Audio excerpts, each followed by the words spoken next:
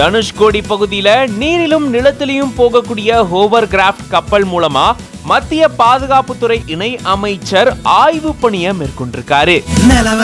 தினம் துரத்தி போன வயசு இல்ல பங்காளி கனவ இனி துரத்தி போனா கவலை இல்ல கூட்டாளி. ஆய்வு பணியை மேற்கொண்டதுக்கு அப்புறமா ராமேஸ்வரம் ராமநாத சுவாமி கோயில்ல 22 புனித தீர்த்தங்கள்ல புனித நீராடி இருந்திருக்காரு.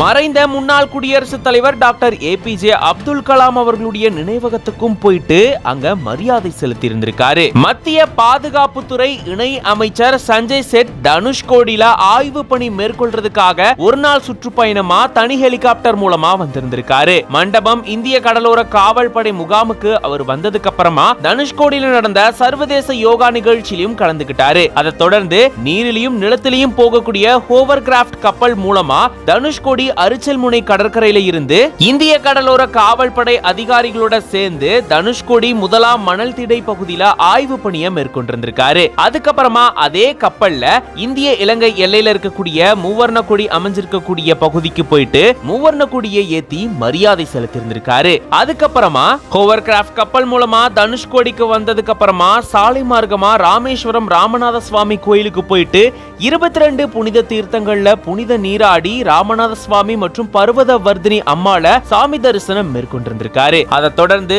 மறைந்த முன்னாள் குடியரசுத் தலைவர் APJ அப்துல் கலாம் அவர்களுடைய நினைவிடத்துக்கு போயிட்டு மரியாதை செலுத்தி இருந்திருக்காரு.